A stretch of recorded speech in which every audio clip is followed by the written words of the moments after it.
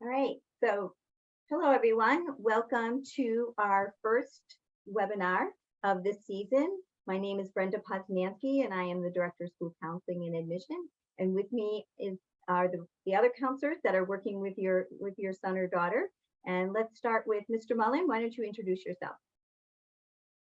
Hi, everybody. I'm Dylan Mullen, the Associate Director of School Counseling. My caseload typically ranges from M or N through the end of the alphabet, depending on the school year.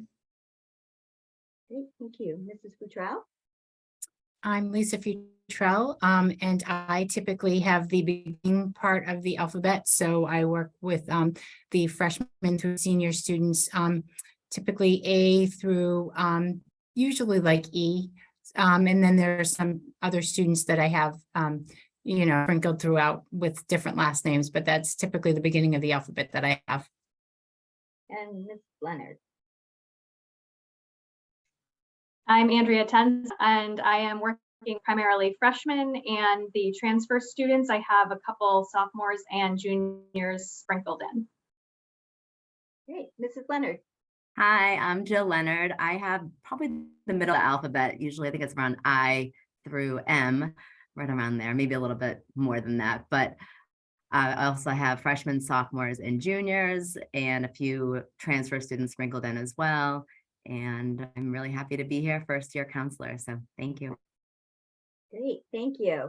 So we've decided that we would do these webinars so that you could listen to them, watch them at your leisure. We know that right now the progress reports are on the street, so emotions might be running a little high, a little nervous about what that all means, and we're going to explain all that.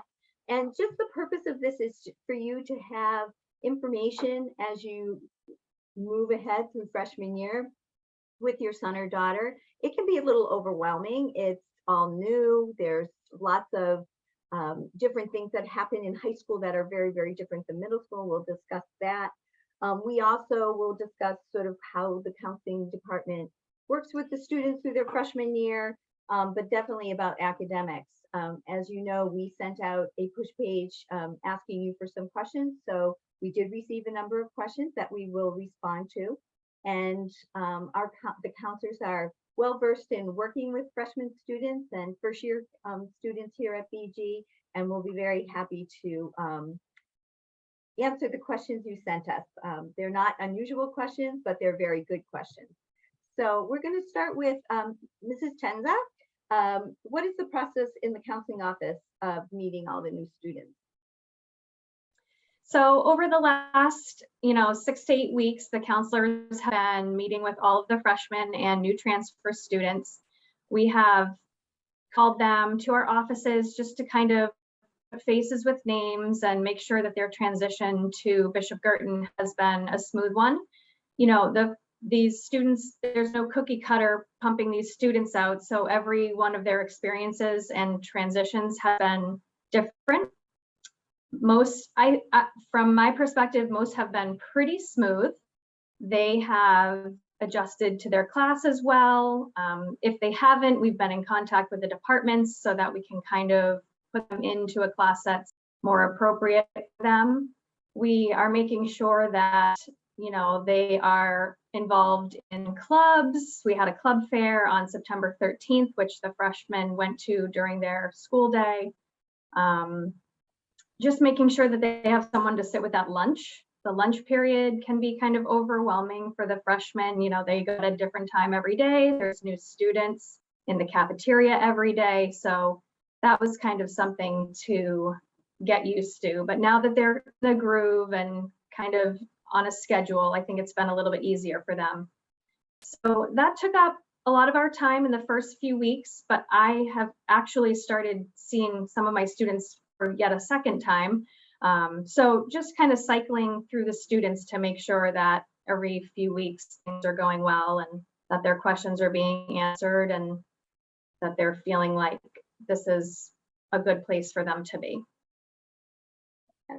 Mr. Mullen or Mrs. Futrell, if you want to also share what will be happening moving forward, sort of in the winter time and in the spring with our first year students. So what in the winter and the spring, we go over, we meet with the students again and we go over the 4-year plan. So what does that look like for them? We talk about, because we have course selection that comes up, and we talk about what a transcript looks like, how that's important to them, how they can kind of plan their 4 years, what it looks like, and how that impacts their transcript. The importance of, their grades and having a transcript that kind of shows an incline, I guess, or an increase in their grades. So with the progress reports, I think that's important to kind of keep in mind. And right now, when I have students that are here, or a son that's here right now and a daughter that graduated, the big thing for me was what teachers were saying on the progress reports, because I think that's very valuable in reading their comments, to see how kind of that transition is going. So to go back to what Ms. Tenza said, how are they doing? Because I think it's more valuable right now at this point. Are they getting their work done? Are they transitioning in the classroom? Are they participating? And so we'll be talking about that with them, where are they at? Where are they going to go from this point on? And then what does the next few years look like? Are they on track for classes? Do they have certain things they'd like to get to? So we're going to talk about that with them and look at how they can get to those spots. And so we'll be talking with to them about that. We went into the classrooms, we talked about the PSATs, which they'll be taking next Wednesday. So we, talked to them about the importance of coming to that and taking that as a practice for what the SATs will be like. And they take that every year. So that's also important information for them to have, because that's a piece that, with the College Board and getting familiar with the College Board, all pieces of the puzzle when it comes time for college applications, which will happen, when they become seniors. So we go through that piece come the winter and spring with them. So there's a lot that happens in their freshman year. So those are a few things that we'll be doing in the winter and spring. Anything else you'd like to add, Mr. Mellon? The only thing I would add was that it's a marathon, not a sprint. So if your grades are not necessarily where they would like to be, you have plenty of time. The important thing is that you have until January to improve your grades before they become final for the semester. So keep working on, the little things, the homework, the extra help with your teachers, the study habits, so that your expectations or your goals will be met fully in January when the grades are, finalized for the first semester. And then use that as motivation for the second semester to end the year strongly. Great. Would anybody like to address the difference between high school and middle school? I think that we see the transition this time of year. At first, everything seems really wonderful and it's all fun and we have so much freedom and we're in high school. And then when expectations of high school start to hit, it's a little bit harder to sort of get out of that middle school mindset. And so would anybody like to speak to that? I can talk a little bit about that. I mean, middle school, it's a lot different from high school, especially with the B curriculum. It's a lot more rigorous than a middle school curriculum is. So it just takes time, as Mr. Mullins said, to kind of get your groove and adjust to the new demands. And you have the whole semester, like he said, to kind of bring up a grade if you're not happy with it and get that extra help from teachers. They're happy to help. We just really think it's important for students to advocate for themselves and to talk to the teachers, even request a tutor if they think they need it, just anything that they think will help them. Also, like, time management is a big piece of high school. It's probably different than middle school. Just trying to prioritize sometimes is really important. Like, if there's a lot of work due, maybe making a schedule, like this day I'm going to do like A, B, and C, and then the next day or day or two do the more items on that list. So it can kind of help to put everything into like a schedule. So, because looking at the whole picture could be really overwhelming at times. So I suggest kind of keeping organized and just, managing your time wisely and using your academic period wisely as well. That's an hour they have to do homework there and possibly get extra help. But if anyone else wants to jump in, like, feel free. I am always strongly encouraging my students to either come in early or stay late for extra help, because a lot of times the extra help can, help increase your grade, but it also shows the teacher that you're serious about your schoolwork and that, you're willing to put in the effort. So at the end of the semester, if your grade, is a little bit lower, but the teacher knows that you've come in for extra help and done everything that you can to kind of, be the best student that you can be, that may help your grade in the long run. Put in the effort, show that you are trying. Math was always difficult for me. I was always staying after school for math help. I think sometimes just the fact that my teacher saw that I was putting in the effort helped me overall. So I strongly encourage that. And I think the other piece too is if a student is absent, to make sure that they check my BG and connect with the teacher, especially if it's going to be more than one day out. Because I know students have often said, especially the upperclassmen, sometimes that day out can feel like it can snowball if you're out for more than one day. And that connection that you can have with the teacher to say, I'm going to be out, can really help to kind of get caught up with that work. And making sure you make those connections. And I think that's one of the hardest things for the students as freshmen is to be able to talk to their teacher. So if they have trouble making that connection with the teacher, sometimes by email is a much easier way. And just sending an email that says, dear Mr. Mrs. So-and-so, I'm not feeling well today. What do we have for work? If they can't, have connection, always checking my BG.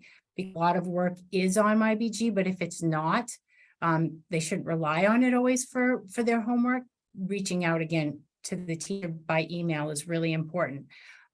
So those, techniques and habits, I think are valuable for the students. And once they learn those things, I think it helps them as they get further along, in their sophomore, junior, and senior year. And they learn those skills. Sometimes it takes a little more time for some students than others, but we keep reinforcing those when we see them, have you done this? Have you done that? So those are things that we constantly tell them, and we have the students tell them, and so they hear it often. So those are things, if you can share at home, have you talked to the teacher? Have you sent an email? Have you checked my BG? Do you use your planner? Are all good skills that, if they can be encouraged, will help them as they go through their time here at BG. Yeah, and I think that's something that we talk about within the department and with teachers is that, most of the students coming from middle school were strong students, but that doesn't necessarily mean that high school is going to be easy because middle school was easy. So one of the things I know Mr. Hill talks about it when he meets with all the freshmen for the first day of school is that, it's okay to ask for help. And I think a lot of times students are reluctant to do that because it admits a fault or a failure on their own. But one of the things we always encourage them to do is ask for help. It's okay to ask for help. I think they'd be surprised to realize how many students are asking for help to meet with teachers, like everyone else has been saying. So I think that's one of the things that we can impress upon you to work with your student, your son or daughter, is that it's okay to ask for help, and the teachers will work with you. As Andrea said, they'll work with you before, after school, whatever's convenient for you to work with them will be important for their overall success, not just this year, but for their 4 year while they're here. So these are all great points, and definitely all the things that the counselors have been saying, and using their planner. I know the planner looks like a 4th grade gift that we're giving the students. It looks very familiar from years past, but we find that in middle school, a lot of times students stop using their planner, and that we want them to get back into the habit of really organizing, as the counselors are suggesting. If they're organized and they don't let the work get ahead of them, that they're ahead of the work, that will help them in being successful in class and certainly feeling more comfortable in the class, which leads to being able to talk to the teacher and things like that. So all great ideas. What's really different though? What are some of the components that are really different that from high school to middle school, things that might count more in high school than in middle school? Who would like to share that? Well, I think one of the first things would be homework, like Lisa Yep. was just about to say. for whatever reason, in a lot of middle schools, homework is necessarily counted, graded, or given. And that's one of the things at BG that is pretty much a consistent, like if you're going to think about death taxes and homework, BG is that's one of the things BG has on a daily basis for 6 or 7 of their classes, depending on the day. So consistently doing the homework is an important thing. And a lot of the times it's not necessarily the quality. It's a matter of just repetition and doing it so that if a student completes their homework, they're giving themselves the opportunity for that kind of grade buffer, if you will. Whereas, if they don't do that homework and they don't do well on a particular test or quiz, that can kind of drop their grade. So we always reinforce the importance of homework. I know the teachers do that, and it's something that is an uphill battle for some students because it's something they haven't done for the better part of 3 years. But the homework at BG is really important. And it's a good way to reinforce the skills that they're learning within the classroom setting so that they're really studying, if you will, before tests and quizzes without really knowing it. And they're just getting stronger at the things that will help them, again, not just in freshman year, but throughout their high school career and into college.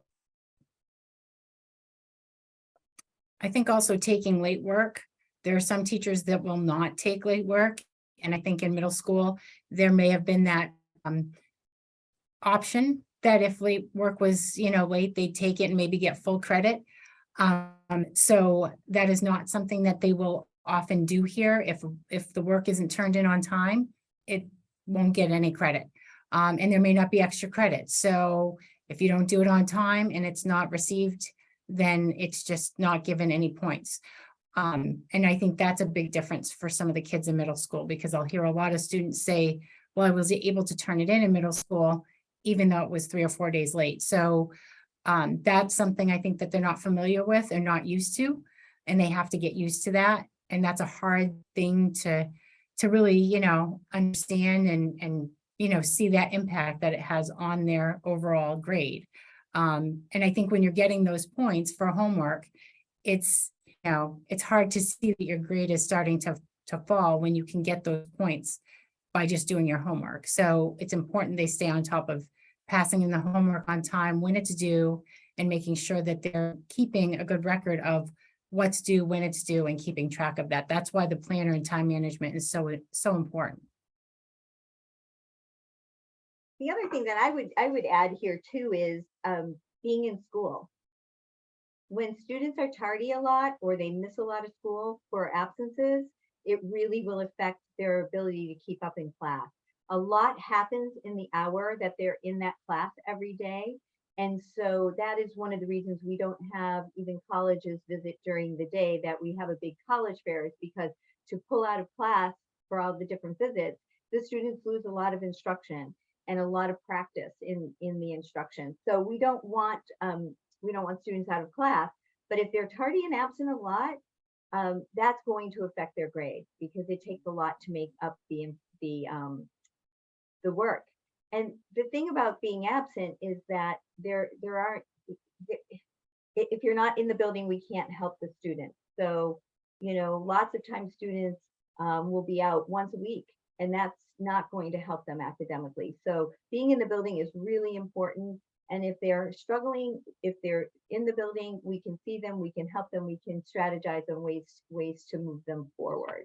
But that's a big difference too, because we are very keen on how many absences the student has, and if they have too many, they can't pass the course. So we always want to make sure that the students are here. And just balancing activities. I think in and out of school, balancing activities. Some of the students will say to teachers, I wasn't able to study last night because I had X after school, outside of school. It had nothing to do with a team at school or whatever. It was an outside activity. And that needs to just be something to consider, balancing that time.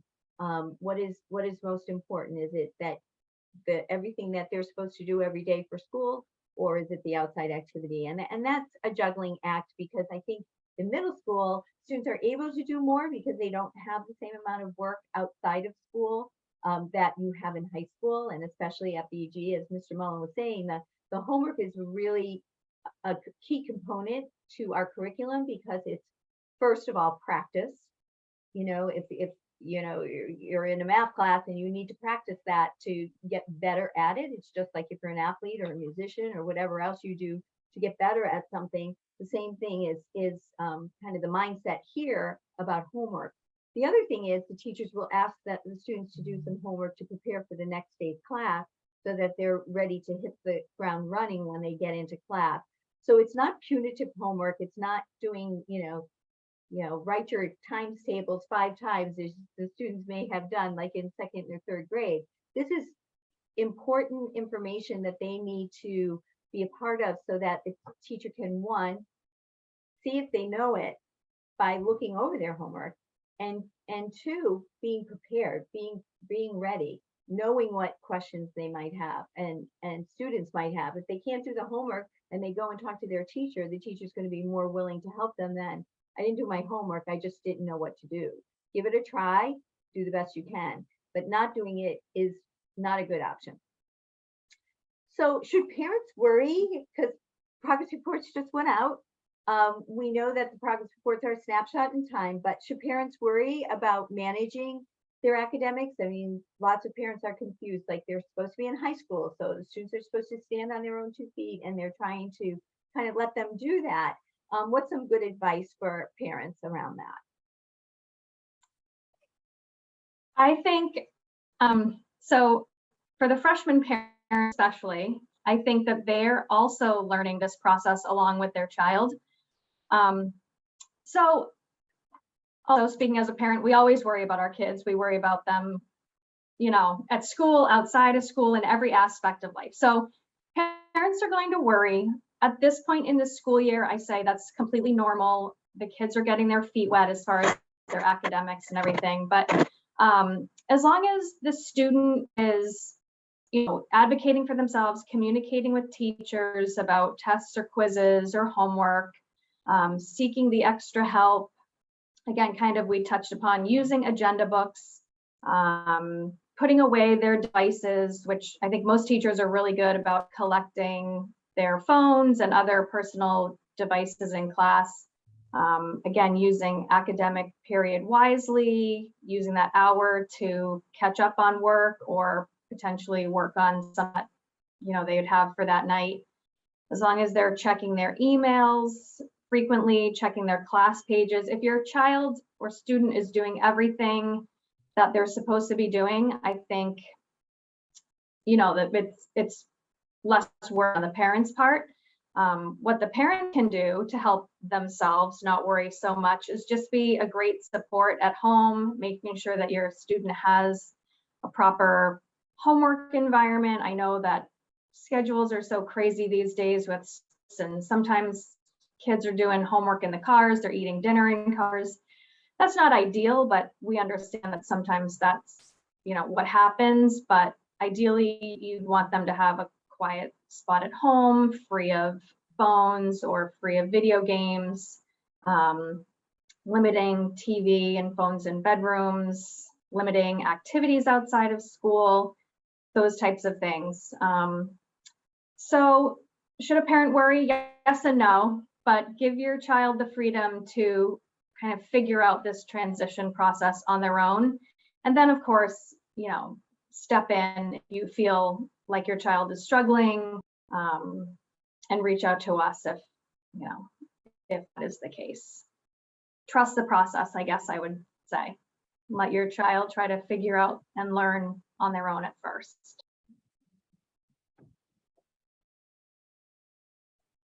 Anybody else? And just to piggyback off of that, the whole cell phone thing, like I myself admit it can be a distraction. So when doing homework, I always suggest to put it on do not disturb or put it away. Because if you see your phone ding, like you're kind of looking at it constantly. At least I know that's how it is for me when I'm at home and I see my phone buzz. So just putting that away for even like an hour at a time and taking like breaks, because we know a child's not going to do like 5 hours of homework without a break. That's just not healthy. So taking little breaks for phone usage or just to relax for a little bit is recommended too. So I think that's just a big piece. Just phones in general are a huge distraction these days. Mrs. Yeah. Posnanski posed the question, are any of us good at anything the first 3 weeks or 6 weeks or year of a new job or a new challenge? The answer is not always. So we have to give the opportunity to figure it out.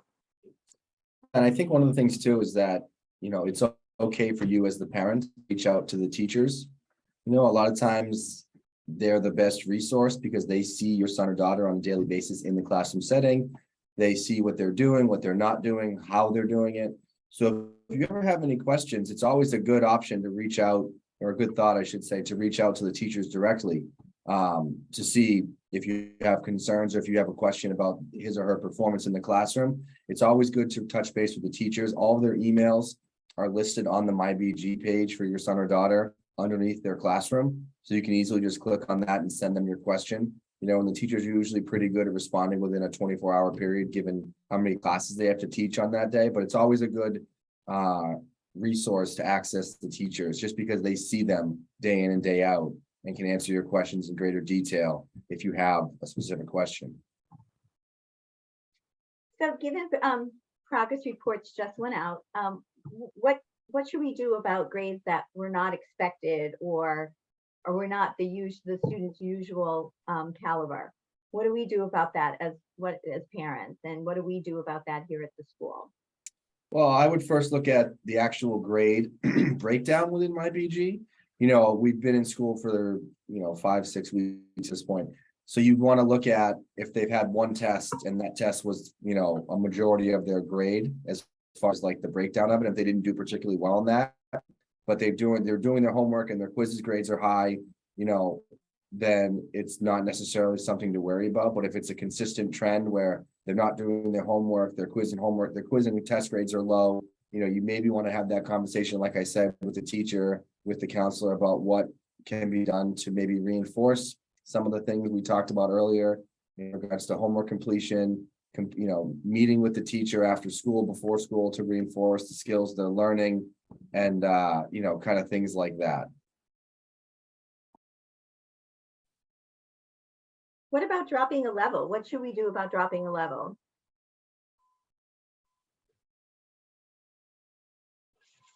Well, that's kind of a detailed process. It's not just I want to drop a level. So again, I wouldn't hit necessarily the panic button right now. The teachers here do a really good job, at least identifying to the counselors early on in the school year if they feel like a student may or may not be misplaced within the honors level, or conversely in the college prep level if they feel like they're not being challenged enough.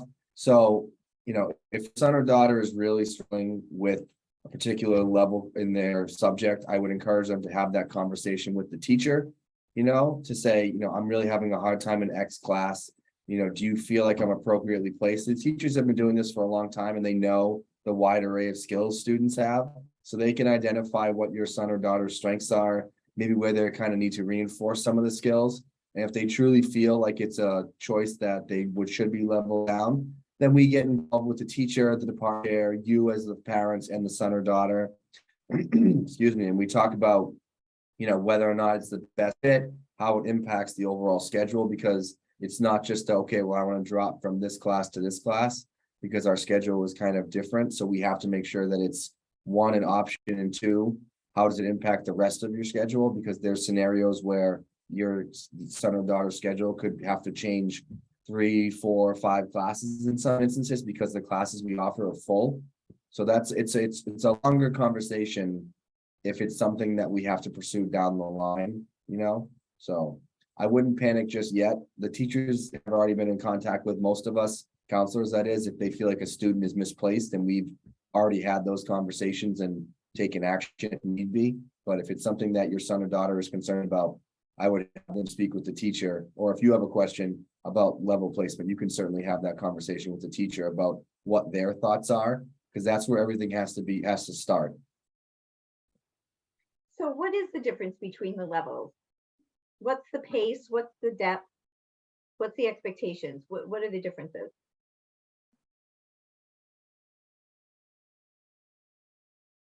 Well, the honors goes at a faster pace and usually goes a little more in depth than the college prep level.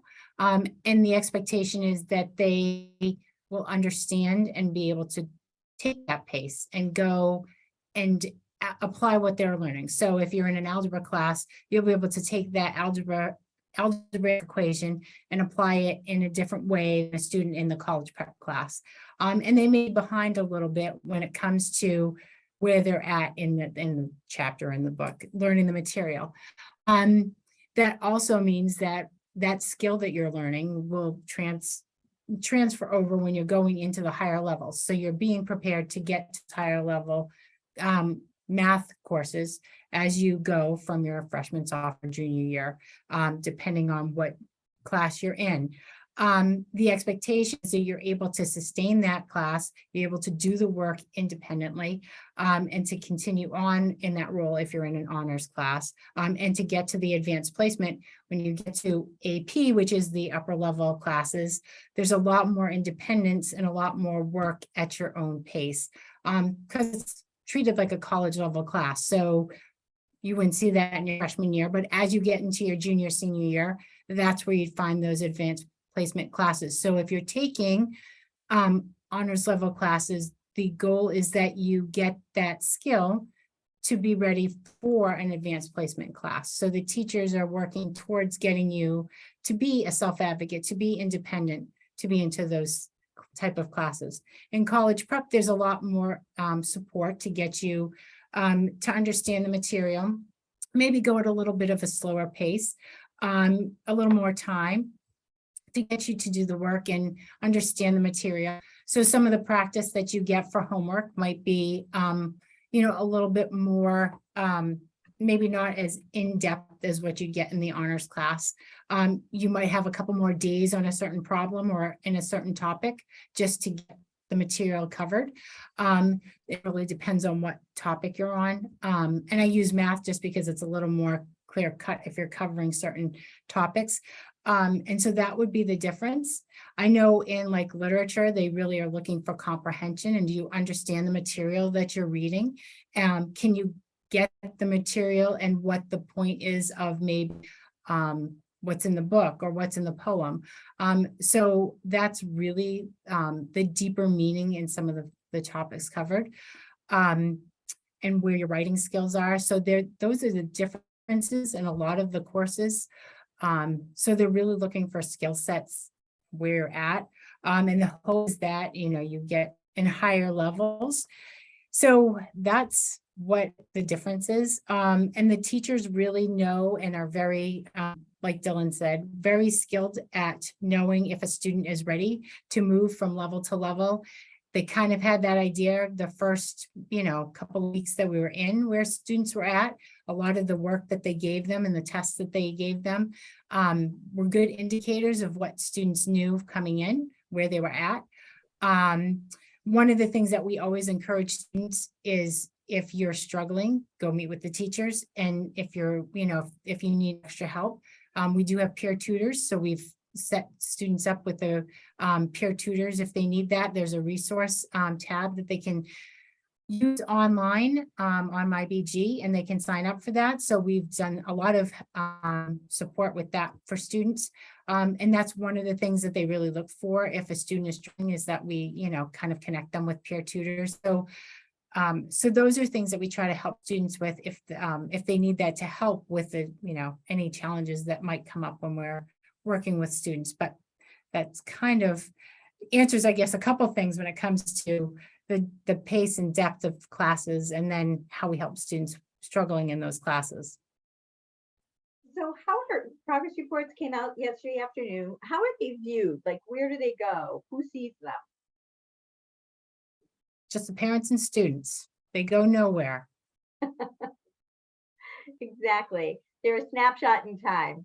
And they are just a snapshot of their MyBG account at that moment with comments. And so as Lisa was saying earlier, the comments are really the most helpful part of the progress report, because that's a little different than seeing the progress on MyBG, because you're actually getting sort of an observation by the teacher of what might be going on with your son or daughter in that class, and certainly maybe ways to help them. So right now it's kind of hard for the freshmen, I think, because they're the kind of the glow of freshman year and the new school and all of their freedom and all of that is kind of waning, because they have a lot of work and things are like school. It's school. So suddenly it's school and not as much fun. I mean, things are fun this week because we're in Spirit Week, but I think overall, it's sort of, they're settling in. So they're realizing that, oh yeah, this is school. But they also settle in socially. So how is that going and what does that mean? And I'm sure you have all heard that, everybody has friends. I don't have any friends. No one's talking to me. People just, they're all friends from this school because they all came here from that school. And so that sometimes can be a big, big nugget for a parent to deal with.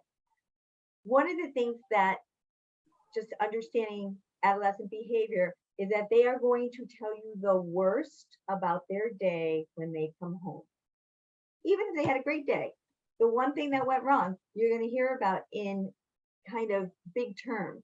That's what adolescents do. They have to kind of dump and release when they get home, someplace safe.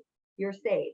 Where here, the students kind of are all holding it together. They're trying to get through all their classes, meet the expectations of all their teachers, see their friends in the hallway, look cool while they sit next to someone that they might like, or a friend they want to make, or whatever. The cafeteria, as Mr. Charles said, or I don't remember who said that, but Ms. Tanza said the cafeteria can be overwhelming, right? So they're holding it all together, and when they get home, it's like, and so you're going to get dumped on. These are the same kids you don't always believe that they're where they're supposed to be at the time that they tell you. These are the same kids. So don't always believe everything they say.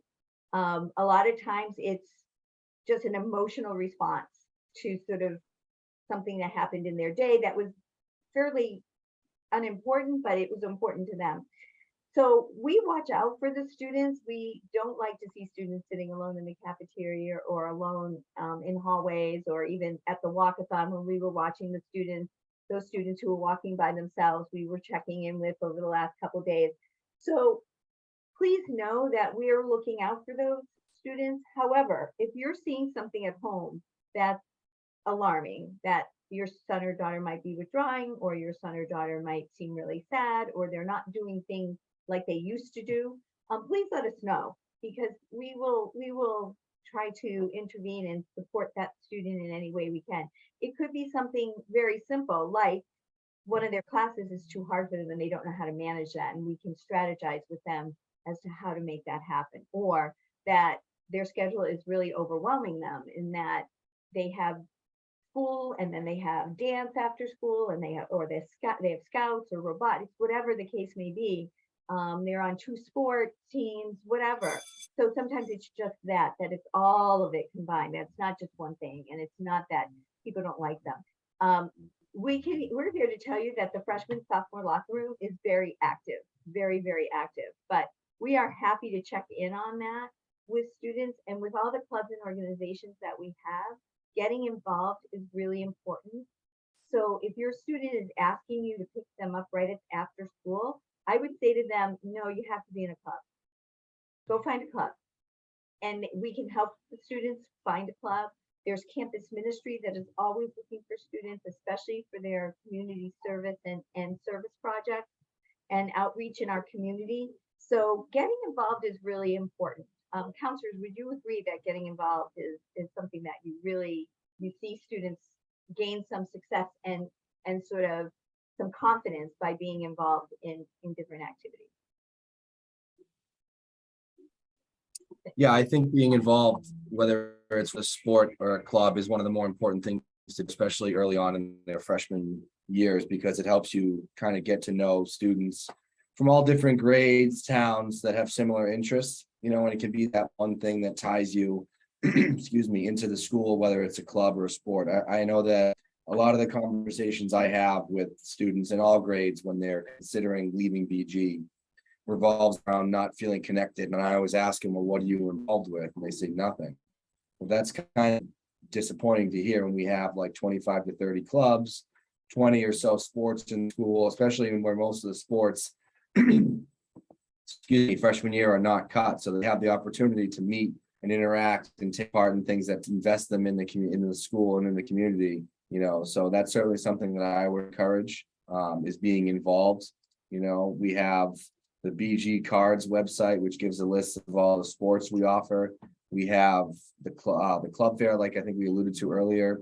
And if for some reason they weren't able to attend or they don't necessarily remember, they can just come see us and we can get a list of clubs and provide them with the moderator for that club so they can touch base with them to potentially look to get involved, because I think that being involved with your high school, is one of the things that you'll always remember. For my case, I played sports and I always remember the sports and my interactions with my teammates in high school, and they're still some of my really good friends to this day, and I think that that's an important lasting relationship that you can form with people in your school just by taking part in those activities. And I think it ties into the academic piece too. If they feel like they're part of a community and supported and like they're making friends, then that in turn should increase their academic performance because they might be more invested in it and feel like part of that community. So you see a trickle effect oftentimes when they get involved and feel like they're part of BG, because you do see like the grades start to increase in a lot of these and improve in a lot of these students that get involved. How do colleges look at an activity list? What are their thoughts on that? Well, colleges want you to be involved in things, but they don't want you to be involved in, 15 to 20 things, because they're not naive to the fact that you don't have enough time in your day to be involved with all those things. So if students are involved in 2 to 3 things throughout the course of the year and they invest their time equally between those things, I think that's going to create a lot more weight over the course of 4 years than a student putting down, 30 things they were involved with. Because to me, and to colleges, that doesn't necessarily show a commitment, and that's what they're trying to see. They want to see, are you going to be invested and committed to the things in high school, or ultimately invest and commit to them as a college when that time comes 4 years from now. So what is it really like for a parent of a high school student? What is it like? I know some of you are not there yet, but Maybe Lisa. Yes, I guess I can answer that. So I have 3 high school students. Well, actually 2 are in college now and a high school student that's here. So I've had different experiences with students in different high schools. So I have, I guess, different, different experiences. So my students that have gone through BG have had wonderful experiences and have been totally prepared for college. My oldest daughter actually just graduated nursing school and said that BG helped her tremendously being prepared for her classes. Her time management and her study skills, her habits, and she was so prepared and she did phenomenal. My other daughter, who is now a junior in college, was also prepared, did not go to BG, not because of it, for other reasons. It was not that she didn't want to go, but she needed some extra support. So it was a choice that she made, but was not as prepared. So I could see the difference just, between the 2 kids. And so definitely there is a lot of value coming to BG, and the skills that you get and the education that you get and everything in terms of just the overall being at BG. It's amazing what my daughter got in the first year of her nursing program. She said it was like a repeat of some of the courses, some of the science courses. So I think that was valuable for her. And it was fantastic. She said it was like smooth sailing. So for a nursing program, I think that's pretty spectacular. My son that's here now is enjoying it very much, and he's involved in a lot of things when it comes to sports and his friends. And even though, it's hard because there are kids from all over the place, and, it's not just like one community coming together, it's many communities, which has been a really good thing, because sometimes you go to high school and you're with the same kids from kindergarten all the way through high school, and it's like there's drama because you've known these kids all your life. And so it's like, you get to be, I think, so comfortable with each other that sometimes it's just difficult. He liked the fact coming to meet new kids and different, from different areas and their families. And so he really liked that opportunity to meet all these new kids and their friends. And it's been a really good experience for him. So I think that was a plus. And I know that that can be tough when it comes to traveling and you can't drive, so you have to rely on your parents. That was kind of tough, but now that he can drive, it's a lot easier for him. So that's, I think that's the only difficult part as a parent, as a parent, is having to drive your child from here to there. But it's not that bad, because when you have athletics and sports and you go to the game, you know, you get to meet these kids and you hear a lot of really cool things when you're driving the kid back and forth. So if there's one thing I can say, listen to the kids and be the person that drives those students back and forth to the games. And you can hear so much when you're in the car with the kids. So it's really kind of a cool experience knowing that you know, you're meeting all these different kids and meeting all these different parents through sports and driving their kids back and forth. So that's been the really nice part of, you know, being, I guess also being here, but being a parent and seeing my son go through this experience and my older daughter, and all the different communities coming together and meeting families. So there's, you know, been, I guess that's the pro for me in meeting all these new families. And the education and the experience has just been wonderful. So that's been my experience with being a BG parent. And it's been, you know, like I said, the education and the skills that they get going on to college have been really valuable. So I will say they are very prepared when they leave here. I've seen the difference firsthand. So that's, you know, the experience I've had as a parent. Great. So it is a transition though, and transitions are hard for everybody. They're hard for students, but they're also hard for parents. As Lisa mentioned, you know, you're in middle school, you're probably with your, still with many of the families that you were with in elementary school. Most towns do it by where you live, and you go to the middle school that's closest to you or whatever. So it's more familiar. The people are more familiar. Your child is now meeting a lot of different students from a lot of different places, and you don't know their parents, you don't know their background, you don't know where they live. So it is a big transition. But think of yourself when you're transitioning into any new situation, whether it's a job, whether it's a new club you belong to, or you're doing something different. You've moved from one community to another. Transitions are really hard. And so for these kids, they're feeling the same thing. Transitions are difficult. And they're especially difficult for this particular age in development, because they're really trying to figure themselves out. They don't ever want to make a mistake in front of their peers. So they become reluctant to sort of advocate for themselves and make things better for themselves, because they don't want to appear stupid. We will constantly talk them off the shelf about that. That they're not stupid. The smart kids do ask for help. The smart kids do identify that transitioning is hard, and that it happens to us all. So be patient with your son or daughter as they transition, as you would hope people would be patient with you. Is there anything else any of the counselors would like to add to this webinar?